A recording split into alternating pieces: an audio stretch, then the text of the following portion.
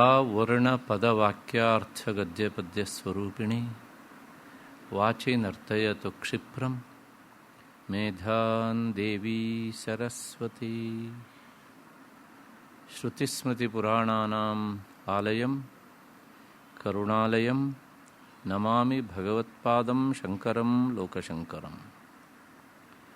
ಸಿಂಧೂರಾರುಣವಿಗ್ರಹಾಂ ತ್ರಿನಯನಾಂ ಮಾಣಿಕ್ಯಮೌಲಿಸ್ಫುರತ್ ತಾರಾನಾಯಕಶೇಖರಾಂ ಸ್ಮಿತಮುಖೀಂ ಆಪೀನವಕ್ಷೋರುಹಾಂ.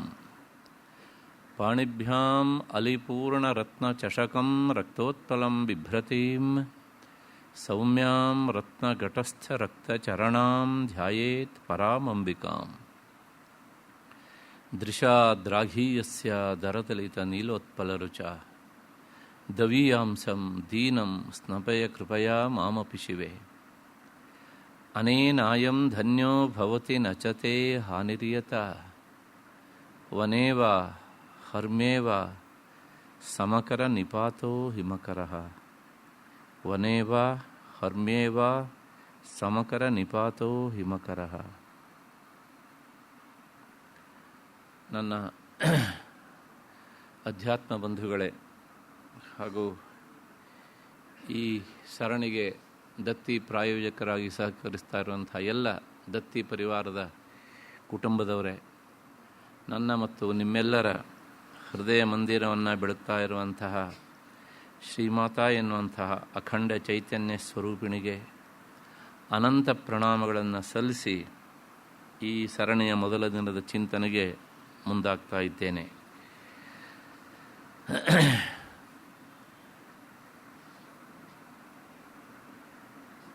ಆಚಾರ್ಯ ಶಂಕರರು ಜಗನ್ಮಾತೆಯನ್ನು ಸ್ತೋತ್ರ ಮಾಡ್ತಾ ಒಂದು ಮಾತು ಹೇಳ್ತಾರೆ, ದವೀಯಾಂಸಂ ದೀನಂ ಅಂತ. ಪ್ರಾರ್ಥನಾ ಪದ್ಯದಲ್ಲಿ ಅದನ್ನು ಹೇಳ್ತಾ ಇದ್ದೇನೆ ನಾನು. ಆದರೆ ಈ ಸರಣಿಗೆ ಈ ಮಾತು ಅಕ್ಷರಶಃ ಅನ್ವಯಿಸುವಂತಹದ್ದು. ಸಂಸ್ಕೃತದಲ್ಲಿ ದವಿಯಾನ್ ಅಂದರೆ ದೂರ ಸರಿದವನು, ದೂರದಲ್ಲಿರುವವನು ಅಂತ ಅರ್ಥ. ಹಾಗೆ ನಾವು ಸಹ ಪ್ರಾಯಶಃ ಏಪ್ರಿಲ್ ಮೊದಲನೇ ವಾರ ಆದ ಮೇಲೆ ತಿಂಗಳ ಅದೇ ಆದರೂ ಸಹ ದಿನಗಳ ಸಂಖ್ಯೆಯಲ್ಲಿ ಬಹಳಷ್ಟು ದಿನಗಳಾದ್ದರಿಂದ ಜಗನ್ಮಾತೆಯ ಚಿಂತನೆಯಿಂದ ದವೀಯಾಂಸ ಸಾಕಷ್ಟು ದೂರ ಸರಿದು ಬಿಟ್ಟಿದ್ದೇವೆ. ಹಾಗಾಗಿ ಇಂದು ಆ ಶ್ಲೋಕದ ಅರ್ಥ ಅಲ್ಲ, ಯಾವತ್ತೂ ನಮ್ಮ ಜೀವನದಲ್ಲಿ ಪೂರ್ತಿ ಅದು ಅಪ್ಲೈ ಆಗುತ್ತೆ, ಆದರೆ ಇವತ್ತು ಚಿಂತನೆಯ ದೃಷ್ಟಿಯಿಂದ ಹೆಚ್ಚು ಅದು ಅನ್ವಯಿಸ್ತದೆ ಅಂತ ಹೇಳ್ತಾ, ಹಾಗೆ ನಾವು ನಿನ್ನ ಚಿಂತನೆಯಿಂದ ನಿನ್ನ ಶ್ರವಣದಿಂದ ದೂರ ಸರಿದಿದ್ದೇವಮ್ಮ. ಹಾಗಾಗಿ ಈಗ ಮತ್ತೆ ಪುನಃ ನಿನ್ನತ್ತ ಮುಖ ಮಾಡಿದ್ದೇವೆ. ನಮ್ಮನ್ನು ಒಪ್ಪಿಕೊಂಡು ಚಿಂತನೆಗೆ ನೀನು ಬಾ ಅಂತ ಆಕೆಯನ್ನು ಕರೀತಾ ಈ ಸರಣಿಯ ಚಿಂತನೆಗೆ ಮುಂದಾಗ್ತಾ ಇದ್ದೇನೆ. ಜಗನ್ಮಾತೆಯ ಪ್ರಸಿದ್ಧ ಹೆಸರುಗಳಲ್ಲಿ ತ್ರಿಪುರ ಎನ್ನುವಂಥದ್ದು ಕೂಡ. ಅಲ್ಲಿಂದ ಶುರುವಾಯಿತು ಎಲ್ಲ ತ್ರೀ ತ್ರೀ ತ್ರೀ ಅಂತ. ದಯವಿಟ್ಟು ಇಂಗ್ಲೀಷ್ನ ತ್ರೀ ಅಂತ ಅಂದ್ಕೊಳ್ಬೇಡಿ. ಹಾಗೆ ಶುರುವಾದಂಥದ್ದು ಎಲ್ಲಿವರೆಗೆ ಶುರುವಾಯಿತು ಕೇಳಿದರೆ ತ್ರಿಪುರ ಮತ್ತು ತ್ರಿಜಗದ್ವಂದ್ಯ ಈ ಎರಡು ನಾಮಗಳಿಗೆ ಬಂದು ನಿಂತಿದೆ. ಮೂರರಲ್ಲಿ ಎರಡು ಮಾತ್ರ ಆಗಿದೆ. ಆ ಮೂರರಲ್ಲಿ ಇವಾಗ ಮೂರನೇ ನಾಮದಿಂದ ನಾವು ಶುರು ಮಾಡಬೇಕು. ತ್ರಿಮೂರ್ತಿ ಎನ್ನುವಂತಹ ನಾಮದಿಂದ. ಹಿಂದಿನ ನಾಮ ತ್ರಿಜಗದ್ವಂದ್ಯ ಅಂತ ಆಗಿತ್ತು. ಒಂದು ಸಲ ಅದನ್ನು ನೆನಪಿಸಿ ಮುಂದಕ್ಕೆ ಬರ್ತೇನೆ. ತ್ರಿಜಗದ್ವಂದ್ಯ ಅಂದರೆ ಮೂರು ಲೋಕಗಳಿಂದ ಒಂದೇಳಾದವಳು ಅಂತ ಅರ್ಥ. ಲೋಕ ಅನ್ನೋದಕ್ಕೆ ಅರ್ಥ ಜಗತ್ತು ಅಂತ ಅಷ್ಟೇ ಅರ್ಥ ಅಲ್ಲ, ಸಮುದಾಯ ಅಂತ ಅರ್ಥ. ಮೂರು ತರಹದ ಸಮುದಾಯದವರಿಂದ ನೀನು ಒಂದೇಳಾಗಿದ್ದೀಯೇ, ಆದ್ದರಿಂದ ನಿನ್ನ ಹೆಸರು ಜಗದ್ವಂದ್ಯ ಅಂತ, ತ್ರಿಜಗದ್ವಂದ್ಯ ಅಂತ. ಹಾಗಿದ್ರೆ ಆ ಮೂರು ಲೋಕ ಅಥವಾ ಮೂರು ಸಮುದಾಯ ಯಾವ್ಯಾವುದು ಅಂದರೆ ಸ್ವರ್ಗದಲ್ಲಿರುವವರು, ಮತ್ತು ಮರ್ತ್ಯ ನಾವಿರುವಂತಹ ಈ ಮಾರ್ಟಾಲಿಟಿ ಮನುಷ್ಯ ಲೋಕ, ಮತ್ತು ಪಾತಾಳ ಇದಕ್ಕಿಂತ ಕೆಳಗಿರುವಂತಹ ದೈತ್ಯ ದಾನವರುಗಳು. ಈ ಎಲ್ಲರಿಂದಲೂ ಸಹ ನೀನು ಸಮಾನಳಾಗಿ ಒಂದೇಳಾದವಳಿಂದ ನಿನ್ನ ಹೆಸರು ತ್ರಿಜಗದ್ವಂದ್ಯ ಅಂತ. ಅದಾದ ಮೇಲೆ ಈ ಲೋಕ ಅನ್ನೋದಕ್ಕೆ, ಜಗತ್ತನ್ನೋದಕ್ಕೆ ಸಮೂಹ ಅಂತ ಹೇಳಿದೆ. ಆ ಅರ್ಥ ಹಿನ್ನೆಲೆಯಲ್ಲಿ ದೇವತೆಗಳು, ದಾನವರು ಮತ್ತು ಮಾನವರು, ಮಾನವರಲ್ಲೇ ಇರುವ ಕೆಲವು ದಾನವರು, ಈ ಎಲ್ಲರಿಂದಲೂ ಸಹ ನೀನು ಒಂದೇಳಾದ್ದರಿಂದ ನೀನು ತ್ರಿಜಗದ್ವಂದ್ಯಳು ಅಂತ. ಮತ್ತು ಇನ್ನೂ ಒಂದು ಅರ್ಥ ಉಂಟು. ತ್ರಿಜಗದ್ವಂದ್ಯ ಅಂದರೆ ಜಗನ್ಮಾತೆಯ ಆರಾಧಕರಲ್ಲಿ 3 ತರಹದವರು ಇರ್ತಾರೆ ಸಾಮಾನ್ಯವಾಗಿ.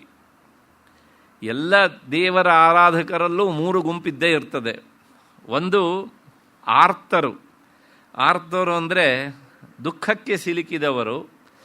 ಅವರು ತಮ್ಮ ನೋವನ್ನು, ಸಂಕಟವನ್ನು ದೂರ ಮಾಡಿಕೊಳ್ಳೋದಕ್ಕೋಸ್ಕರ ಭಗವಂತನನ್ನು, ಭಗವತಿಯನ್ನು ನೆಚ್ಚಿಕೊಳ್ತಾರೆ.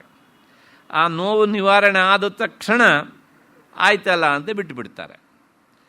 ಹಾಗಾಗಿ ಅಲ್ಲಿ ಒಂದು ವಂದನಾರ್ಪಣೆ ಮಾಡಿ ಕಳಿಸ್ಕೊಟ್ಬಿಡೋದು. ಇವರು ಮೊದಲನೇವರು ಆರ್ತರು. ಅದಾದ ಮೇಲೆ ಎರಡನೇವರು ಜಿಜ್ಞಾಸುಗಳು. ಗೀತೆಯಲ್ಲಿ ಬರುವಂಥ ಮಾತು ಇದು. ಆಕೆಯ ಸ್ವರೂಪವನ್ನು ತಿಳಿಬೇಕು ಅಂತ ಬಯಸುವಂಥವರು. ಇವರು ಹೆಚ್ಚು ಕಾಲ ಆಕೆಯ ಬಗ್ಗೆ ವಿಚಾರ ಮಾಡ್ತಾರೆ, ಆಕೆಯನ್ನು ಹೆಚ್ಚು ಹಚ್ಚಿಕೊಳ್ತಾರೆ. ಯಾಕೆಂದರೆ ಜಿಜ್ಞಾಸುಗಳಾದವರಿಗೆ ತಕ್ಷಣಕ್ಕೆ ವಿಷಯ ಸಿಗುವುದಿಲ್ಲ, ಜೀವನದುದ್ದಕ್ಕೂ ನಡೆಯುವಂಥ ಪ್ರಕ್ರಿಯೆ ಅದು. ಹಾಗಾಗಿ ನಿರಂತರ ಆಕೆಯನ್ನು ಕುರಿತು ಚಿಂತನೆ ಮಾಡ್ತಾರೆ. ಇವರ ಗುಂಪು ಎರಡನೆಯದು. ಮೂರನೆಯ ಗುಂಪು ಅರ್ಥಾರ್ಥಿಗಳು. ಕೇವಲ ತಮ್ಮ ಲೌಕಿಕವಾದಂತಹ ಕಾಮನೆಗಳನ್ನು ಈಡೇರಿಸಿಕೊಳ್ಳೋದಕ್ಕೇನೆ ಆಕೆಯನ್ನು ಆರಾಧಿಸುವವರು, ಧನ ಕನಕಾದಿಗಳನ್ನು ಪಡೆಯೋದಕ್ಕೋಸ್ಕರ. ಇವರು ಮೂರನೆಯವರು. ಹೀಗೆ ತ್ರಿಜಗತ್ತಂದರೆ ಇವರೇ 3 ಜಗತ್ತು, 3 ಸಮುದಾಯ, 3 ಲೋಕ.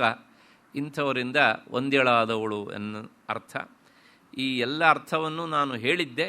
ಅದನ್ನು ಸಂಕ್ಷೇಪವಾಗಿ ಮುಂದಿನ ನಾಮಕ್ಕೆ ಲಿಂಕ್ ಕೊಡೋದಕ್ಕೋಸ್ಕರ ಸಂಗತಿ ವಾಕ್ಯವಾಗಿ ಇದನ್ನು ಪುನಃ ಸ್ಮರಣೆ ಮಾಡಿದ್ದೇನೆ ಅಷ್ಟೇ. ಮುಂದಿನ ನಾಮ ತ್ರಿಮೂರ್ತಿ ಅಂತ. ತ್ರಿಮೂರ್ತಿ ಸ್ವರೂಪಳು ಅನ್ನೋದು ಈ ನಾಮದ ಅರ್ಥ. ತ್ರಿಮೂರ್ತಿ ಸ್ವರೂಪಳು ಅಂದರೆ ಇದಕ್ಕೆ ಮೊದಲನೇ ಅರ್ಥ ಮಹಾಕಾಳಿ, ಮಹಾಲಕ್ಷ್ಮಿ, ಮಹಾಸರಸ್ವತಿ ಅಂತ. ಈ 3 ರೂಪವನ್ನು ಸಹ ನವರಾತ್ರಿಯಲ್ಲಿ ನಾವು ಆರಾಧನೆ ಮಾಡ್ತೇವೆ. ಮೊದಲ 3 ದಿನ ಮಹಾಕಾಳಿಯಾಗಿ ಆಕೆಯನ್ನು ಪೂಜಿಸ್ತೇವೆ. ಅದಾದಮೇಲೆ ಮಹಾಲಕ್ಷ್ಮಿ, ಅದಾದಮೇಲೆ ಸಪ್ತಮಿಯಿಂದ ಆರಂಭಿಸಿ ನವಮಿಯ ಪರ್ಯಂತ ಮಹಾಸರಸ್ವತಿ ಅಂತ. ಕೊನೆಗೆ ಸಮಷ್ಟಿಯಾಗಿ ಮಹಾಕಾಳಿ, ಮಹಾಲಕ್ಷ್ಮಿ, ಮಹಾಸರಸ್ವತ್ಯಾತ್ಮಿಕಾ ಜಗನ್ಮಾತಾ ಅಂತ.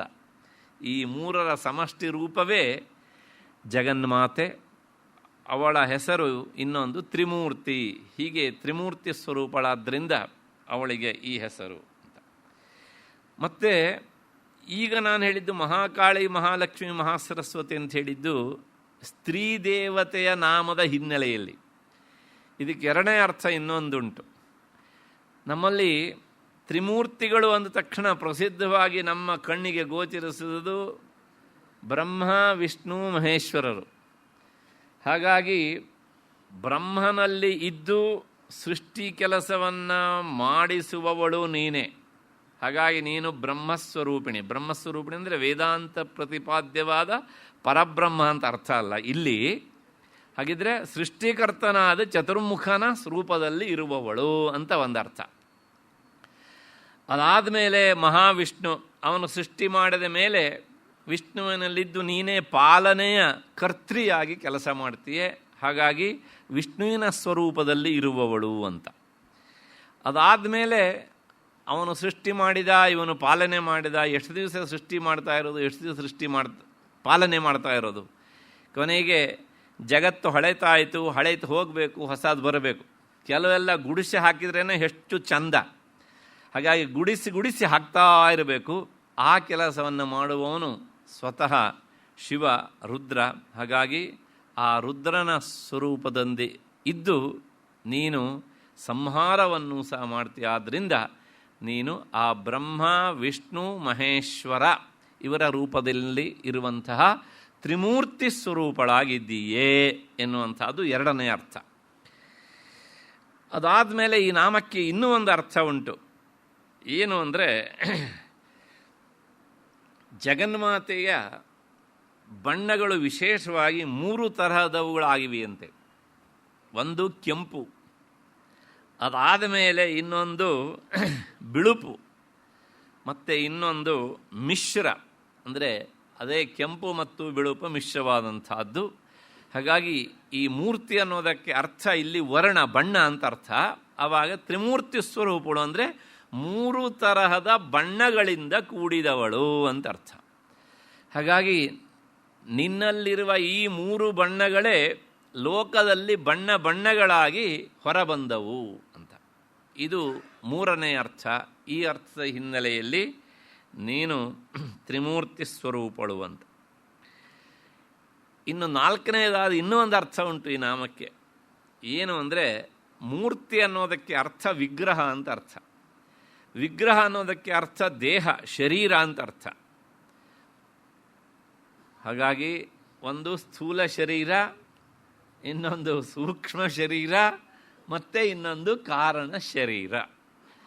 ಈ ಸ್ಥೂಲ, ಸೂಕ್ಷ್ಮ, ಕಾರಣ ಈ 3 ತರಹದ ಶರೀರಗಳಲ್ಲೂ ಇದ್ದು ಅವುಗಳಿಗೆ ಚೈತನ್ಯವನ್ನು ಕೊಟ್ಟು 3 ರೀತಿಯಾಗಿಂಥ ದೇಹದ ಮೂಲಕ ನೀನು ಪ್ರಕಟ ಆಗೋಳಾದ್ದರಿಂದ ನಿನ್ನ ಹೆಸರು ತ್ರಿಮೂರ್ತಿ ಅಂತ.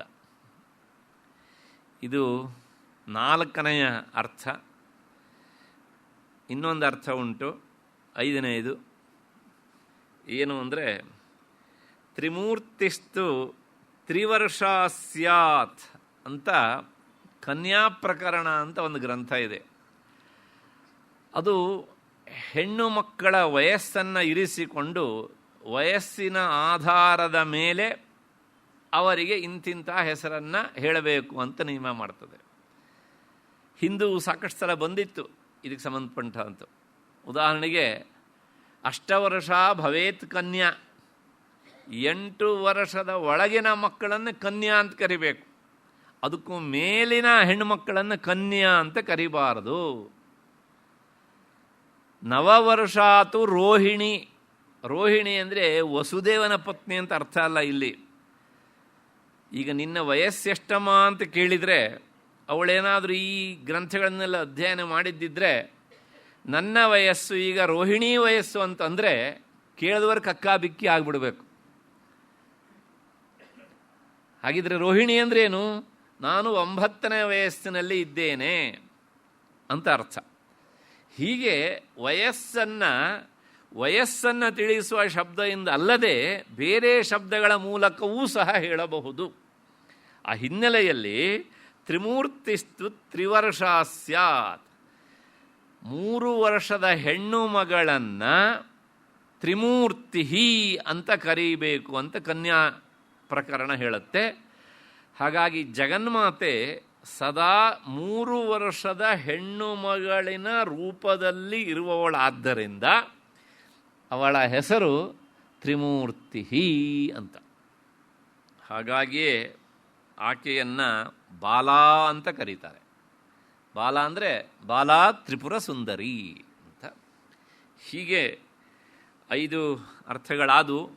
ಇಷ್ಟು ಹಿನ್ನೆಲೆಯಲ್ಲಿ ಈ ನಾಮದ ಅರ್ಥ ಆಯಿತು ಅಂತ ಅಂದ್ಕೊಂಡು ಮುಂದಿನ ನಾಮಕ್ಕೆ ಹೋಗೋಣ. ಮತ್ತು ಆ ತ್ರಿ ಎನ್ನುವಂತಹ ಸಂಖ್ಯಾವಾಚಕವಾದ ಶಬ್ದ ಮುಂದಿನ ನಾಮಗಳಲ್ಲೂ ಸಹ ಅದು ಅನುವರ್ತನೆ ಆಗ್ತದೆ. ನಾವು ಇದನ್ನು ನೆನಪಿಟ್ಕೊಳ್ಬೇಕು. ಲಲಿತಾ ಸಹಸ್ರನಾಮದಲ್ಲಿ ಒಂದೊಂದು ನಾಮಗಳ ಗುಂಪು ಒಂದೊಂದು ರೀತಿಯ ಸಮುದಾಯವಾಗಿ ಬರ್ತಾ ಇರ್ತದೆ ಹೀಗೆ ಅಂತ. ಆ ಹಿನ್ನೆಲೆಯಲ್ಲಿ ಮುಂದಿನ ನಾಮ ತ್ರಿದಶೇಶ್ವರಿ ಅಂತ. ತ್ರಿದಶೇಶ್ವರಿ, ತ್ರಿದಶರು ಅಂದರೆ ಯಾರು ಅದು ಗೊತ್ತಾದರೆ ಅವರಿಗೆ ಈಕೆ ಒಡತಿ, ಸ್ವಾಮಿನಿ ಅಂತ ಅರ್ಥ. ತ್ರಿದಶರು ಅಂದರೆ ದೇವತೆಗಳು ಅಂತ ಅರ್ಥ. ಹಾಗಾಗಿ ದೇವತೆಗಳ ಸ್ವಾಮಿನಿಯಾದವಳು, ಆದ್ದರಿಂದ ಅವಳ ಹೆಸರು ತ್ರಿದಶೇಶ್ವರಿ ಅಂತ. ಯಾಕೆ ತ್ರಿದಶೇಶ್ವರಿ ಅಂತ ಕರೀತಾರೆ ಅಂದರೆ, ದೇವತೆಗಳಿಗೆ 3 ಅವಸ್ಥೆಗಳಂತೆ. ಒಂದು ಬಾಲ್ಯ, ಮತ್ತು ಇನ್ನೊಂದು ಪ್ರೌಢಾವಸ್ಥೆ, ಅದಾದಮೇಲೆ ಸ್ವಲ್ಪ ವಾರ್ಧಕಾವಸ್ಥೆ. ಅವರಿಗೆ ಮರಣ ಅಂತ ಇಲ್ಲ ನಮ್ಮ ಹಾಗೆ. ಹಾಗಾಗಿ ಅವರನ್ನು ಏನಂತ ಕರೀತಾದರೆ ತ್ರಿದಶೇಶ್ವರಿ. ತ್ರಿದಶರು ಅಂದರೆ ದೇವತೆಗಳು. ಈ 3 ಅವಸ್ಥೆಗಳು ಮಾತ್ರ ಉಳ್ಳವರಾದ್ದರಿಂದ ಅವರಿಗೆ ಒಡತಿ ಆದ್ದರಿಂದ ಅವಳ ಹೆಸರು ತ್ರಿದಶೇಶ್ವರಿ ಅಂತ. ಇದು ಒಂದು ಅರ್ಥ. ಮತ್ತು ಎರಡನೇ ಅರ್ಥ ಏನು ಅಂದರೆ, ದಶ ಅಂದರೆ ಅವಸ್ಥೆ ಅಂತ ಅರ್ಥ. ದಶ ನಾವು ಇದನ್ನು ಕನ್ನಡದಲ್ಲೂ ಬಳಸ್ತೇವೆ ಕೆಲವು ಸಲ.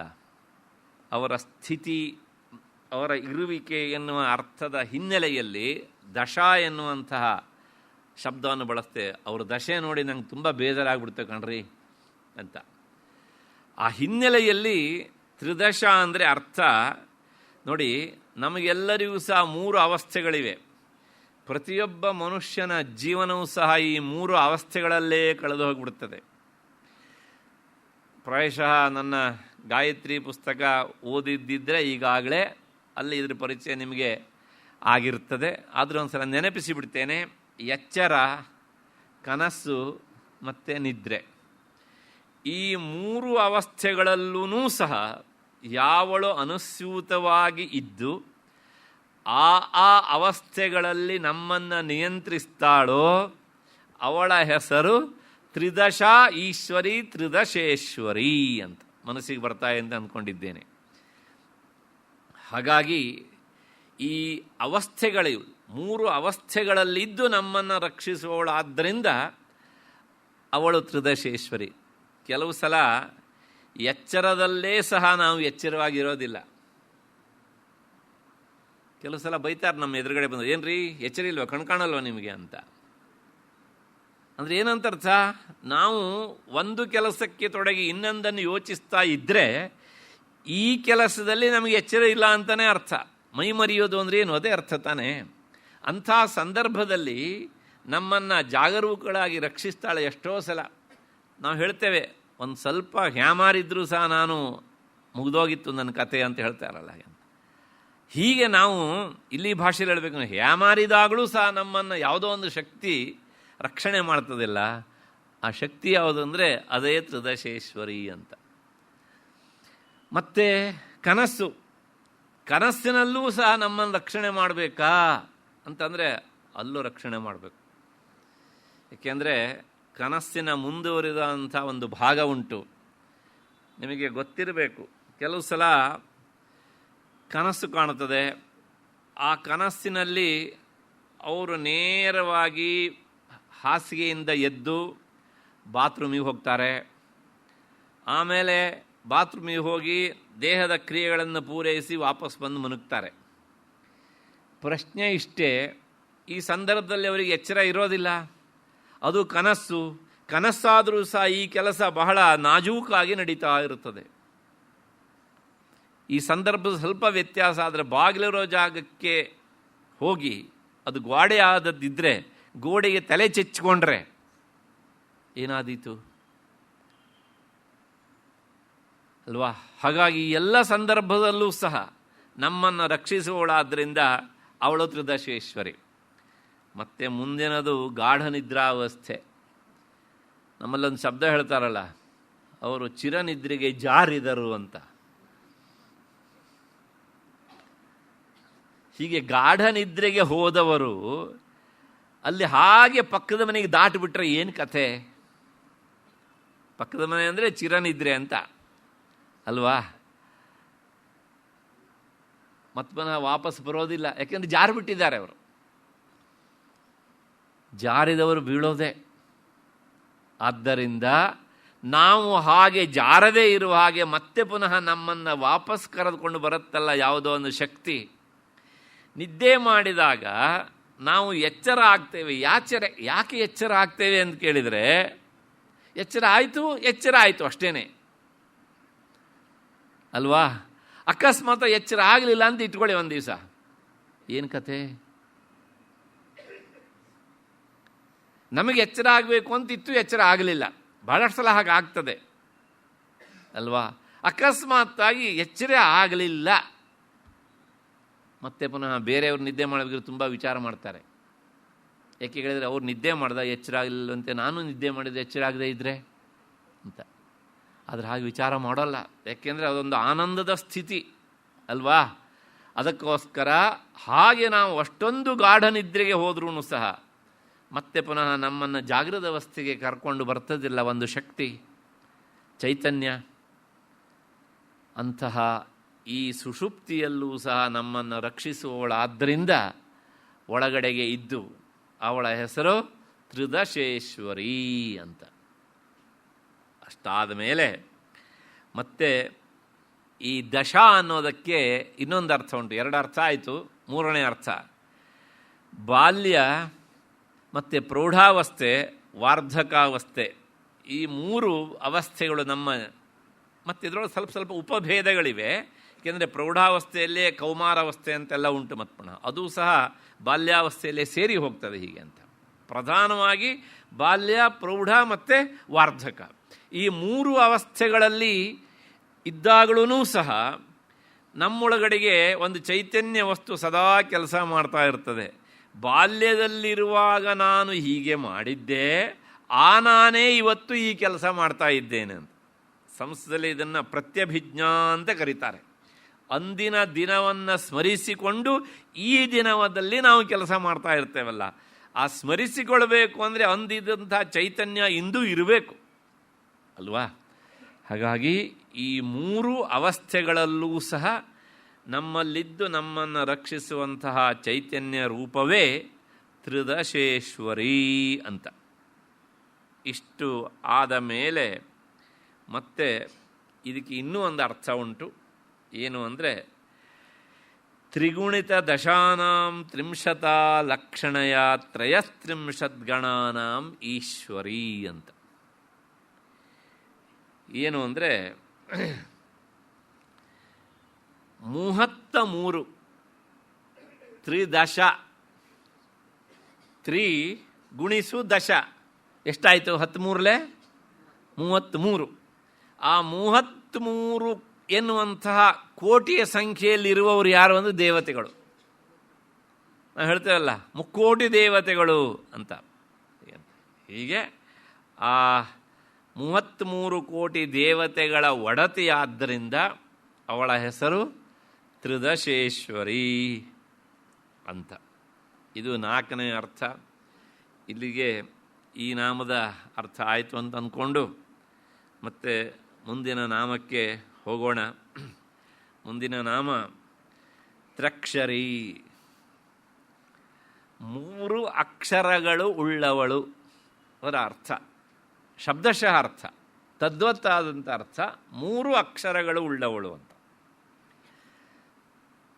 ಇದಕ್ಕೆ ಪ್ರಸ್ತುತ ಅಲ್ಲದೇ ಇರುವಂಥ ಒಂದು ವಿವರಣೆಯನ್ನು ಇಲ್ಲಿ ಕೊಟ್ಟುಬಿಡ್ತೇನೆ.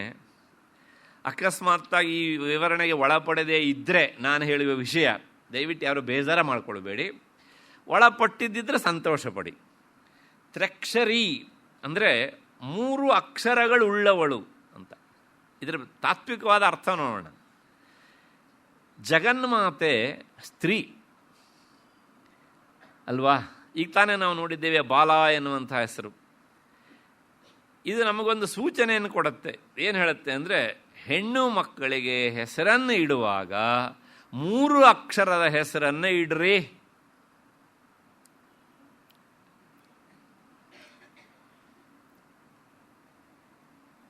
ಶಾಸ್ತ್ರ ನಿಯಮನೇ ಹಾಗೆ. ಹೆಣ್ಣು ಮಕ್ಕಳಿಗೆ ಹೆಸರಿಡುವಾಗ 3 ಅಕ್ಷರದ ಹೆಸರಿಡಬೇಕು. ಅದಿಲ್ಲದೆ ಇದ್ದರೆ 5 ಅಕ್ಷರದ ಇಡಬೇಕು ಅಥವಾ 7 ಅಕ್ಷರದ ಇರಬೇಕು. ಸಾಮಾನ್ಯವಾಗಿ 3 ಅಕ್ಷರದ ಹೆಚ್ಚು ಪ್ರಸಿದ್ಧ, 5 ಅಕ್ಷರದ್ದು. ಗಂಡು ಮಕ್ಕಳಿಗಾದರೆ 2, 4, 6 ಹೀಗೆ ಹೋಗಬೇಕು ಹೀಗೆ ಅಂತ. ಇದೇ ಕ್ರಮ ಹೀಗೆ. ಆದರೆ ನಮಗೇನಾಗುತ್ತೆ ಕೇಳಿದರೆ ನಾಮಕರಣ ಮಾಡುವವರಿಗೂ ಬಹಳಷ್ಟು ಜನರಿಗೆ ಇದು ಗೊತ್ತಿರೋದಿಲ್ಲ. ಗೊತ್ತಿದ್ರೂ ಸಹ ಒಂದು ನಿಯಮ ಮಾಡ್ಕೊಬಿಡ್ತಾರೆ. ಏನೋ ಕೇಳಿದರೆ ಕರೆಯೋಕ್ಕೊಂದು ಹೆಸರು, ಇಡೋಕ್ಕೊಂದು ಹೆಸರು ಅಂತ. ಆಮೇಲೆ ಕರೀತಾ ಕರೀತಾ ಏನಾಗುತ್ತೆ ಅಂದರೆ ಇಟ್ಟ ಹೆಸರು ಮರ್ತೋಗ್ಬಿಡ್ತದೆ. ಅದರ ಜೊತೆಗೆ ಇನ್ನೂ ನಾವೊಂದು ಕೆಲಸ ಮಾಡ್ತೇವೆ, ಹೆಸರು ಸುಂದರವಾದ ಹೆಸರು ಇಡ್ತೇವೆ. ಅದರ ಕರೆಯೋದು ಮಾತ್ರ ಏನು ಕೇಳಿದರೆ ಅದನ್ನು ಸಾಕಷ್ಟು ಅಕರಾಳ ವಿಕರಾಳವಾಗಿ ಅದರ ಅಂದಗೆಡಿಸಿ ಚಂದ ಹಾಳು ಮಾಡಿ ಕರೀತೇವೆ. ಅದರ ಶಾಸ್ತ್ರ ಹೇಳುತ್ತೆ, ಪ್ರತಿಯೊಂದು ಹೆಸರು ಸಹ ಭಗವಂತನನ್ನ ಭಗವತಿಯನ್ನೇ ಹೇಳೋ ಹೆಸರಾದ್ದರಿಂದ ನೀನು ಆ ಹೆಸರನ್ನು ಹೀಗೆ ತಿರುಚಿ ಅಂದಗೆಡಿಸಿ ಹೇಳಿದರೆ ಅದು ಭಗವಂತನಿಗೆ ಮಾಡುವ ಅಪಚಾರ ಅಂತ.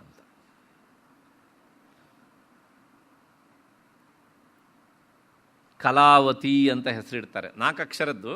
ಇದರ ಪ್ರಕಾರ 4 ಅಕ್ಷರ ಇರಬಾರ್ದು. ಅದರ ಪ್ರೀತಿಯಿಂದ ಕರೀತಾರೆ ಕಲ್ಲು ಅಂತ. ಪ್ರೀತಿ ಅದು ಏನು ಪ್ರೀತಿಯೋ ಗೊತ್ತಿಲ್ಲ. ದಯವಿಟ್ಟು ಆ ಹೆಸರವರಾದ್ರು ಬೇಸರ ಮಾಡ್ಕೊಳ್ಬೇಡಿ ಹೀಗೆ ಅಂತ. ಆಮೇಲೆ ದಾಕ್ಷಾಯಣಿ ಅಂತ ಹೆಸರಿಡ್ತಾರೆ, ಕರೆಯೋದು ಢಾಕು ಅಂತ. ಯಾರಿಗೆ ಪ್ರೀತಿ ಏನದು? ಅಂದರೆ ಮನುಷ್ಯನಿಗೆ ಪ್ರೀತಿಯನ್ನು ಹೊರಹಾಕೋದಕ್ಕೆ ಅಂದರೆ ಇಂಥ ಸುಂದರವಾದ ನಾಮವನ್ನು ಅಂದಗೆಡಿಸಿಯೇ ಹೊರ ಹಾಕಬೇಕಾ ಅಂದ್ರೆ ನನ್ನೊಂದು ಪ್ರಶ್ನೆ. ಜಗನ್ಮಾತೆಯನ್ನು ಕುರಿತಂಥ ಹೆಸರು ದಾಕ್ಷಾಯಣಿ ಅಂತ ನೀವು ಢಾಕು ಅಂತ ಕರೆದ್ರೆ ಏನಾಗಬಹುದು?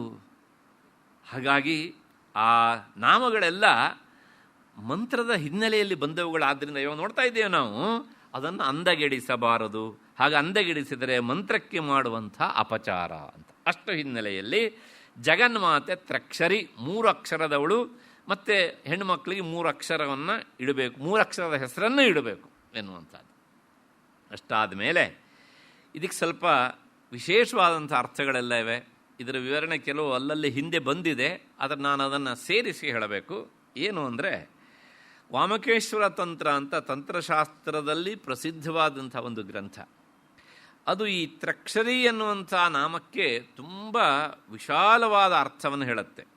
ಏನು ಅಂದರೆ, ವಾಗೀಶ್ವರಿ ಜ್ಞಾನಶಕ್ತಿ ವಾಗ್ಭವೇ ಮೋಕ್ಷರೂಪಿಣಿ, ಕಾಮರಾಜೇ ಕ್ರಿಯಾಶಕ್ತಿ ಕಾಮೇಶಿ ಕಾಮರೂಪಿಣಿ, ಶಕ್ತಿಬೀಜೇ ಪರಾಶಕ್ತಿ ಇಚ್ಛೈವ ಶಿವರೂಪಿಣಿ, ಏವಂ ದೇವಿ ತ್ರಕ್ಷರೀ ತು ಮಹಾತ್ರಿಪುರ ಸುಂದರಿ. ತ್ರಕ್ಷರಿ ಅಂದರೆ ಯಾರು ಅಂದರೆ ಮಹಾತ್ರಿಪುರ ಸುಂದರಿ ಅಂತ. ಆ ಮಹಾತ್ರಿಪುರ ಸುಂದರಿ ಅವಳು ತ್ರಕ್ಷರಿ. ಯಾಕೆ ಆ ಮಹಾತ್ರಿಪುರ ಸುಂದರಿ ತ್ರಕ್ಷರಿ ಅಂದರೆ, ಇಲ್ಲಿ ಮುಂದೆ ಒಂದೊಂದು ಅಕ್ಷರವೇ ಅಕ್ಷರ ಅಂತ ಅರ್ಥ ಅಲ್ಲ, ಒಂದೊಂದು ನಾಮವೇ ಅಕ್ಷರ. ನಾಮ ಅಂದರೆ ಎಷ್ಟು ಅಕ್ಷರಗಳು ಬೇಕಾದರೂ ಇರಬಹುದು. ಅಷ್ಟು ಹಿನ್ನೆಲೆಯಲ್ಲಿ ಇದು ಪಂಚದಶಿ ಮಂತ್ರದಲ್ಲಿ ಬರುವಂತಹ 15 ಅಕ್ಷರಗಳನ್ನು ವಿಭಾಗಿಸಿ ಅದನ್ನು ತ್ರಕ್ಷರಿ ಎನ್ನುವಂತಹ ನಾಮವಾಗಿ ಕರೀತಾ ಇದೆ. ಏನು ಅಂದರೆ, ಆ ಮಂತ್ರದಲ್ಲಿ ಬರುವಂತಹದ್ದು ಹಿಂದೆ ಹೇಳಿದ್ದೆ ನಾನು, ಅದನ್ನು ವಾಗ್ಭವಕೂಟ ಅಂತ. ಅದಕ್ಕೆ ಇನ್ನೊಂದು ಹೆಸರು ಕಾಮರಾಜಕೂಟ ಅಂತ, ಶಕ್ತಿಕೂಟ ಮತ್ತು ಹೀಗೆ 3 ಕೂಟಗಳಿವೆ. ವಾಗ್ಭವಕೂಟ, ಕಾಮರಾಜಕೂಟ ಮತ್ತು ಶಕ್ತಿಕೂಟ ಅಂತ.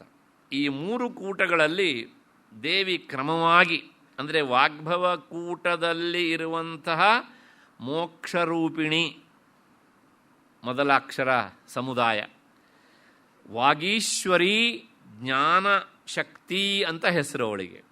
ಮಂತ್ರ ಉಪದೇಶ ಇದ್ದವರಿಗೆ ಮಾತ್ರ ಗೊತ್ತಾಗ್ತದೆ, ಅಲ್ಲಿದ್ರೆ ಏನೂ ಗೊತ್ತಾಗೋದಿಲ್ಲ. ಅದಾದ ಮೇಲೆ 2ನೆಯ ಕೂಟ ಕಾಮರಾಜಕೂಟ. ಆ ಕಾಮರಾಜಕೂಟದಲ್ಲಿರುವಂತಹ ಕಾಮರೂಪಿಣಿಯಾದ ಕಾಮೇಶಿಯು ಕ್ರಿಯಾಶಕ್ತಿ ಅಂತ ಕರೆಯಲ್ಪಡ್ತಾಳೆ. 2 ಆಯಿತು ಅಲ್ಲಿಗೆ. 3ನೇದು ಶಕ್ತಿಕೂಟ ಅಂತ. ಆ ಶಕ್ತಿಕೂಟದಲ್ಲಿರುವಂತಹ ಶಿವರೂಪಿಣಿಯಾದಂಥ ಪರಾಶಕ್ತಿ, ಇಚ್ಛಾಶಕ್ತಿ ಅಂತನವಳಿ ಹೆಸರು. ಈ 3ರ ಸಮಷ್ಟಿಯೇ ಅಂದರೆ ಜ್ಞಾನಶಕ್ತಿ, ಅದಾದ ಮೇಲೆ ಕ್ರಿಯಾಶಕ್ತಿ ಮತ್ತು ಪರಾಶಕ್ತಿ ಅಥವಾ ಇಚ್ಛಾಶಕ್ತಿ. ಈ 3ರ ಸಮಷ್ಟಿಯೇ ತ್ರಿಪುರ ಸುಂದರಿ ಅಂತ. ಅದರ ಸಂಕ್ಷೇಪ ರೂಪವೇ ತ್ರಕ್ಷರಿ ಅಂತ. ನೋಡಿ, ನಮ್ಮವರು ನಮಗಿಲ್ಲೊಂದು ಮಾರ್ಗದರ್ಶನ ಮಾಡಿದ್ದಾರೆ.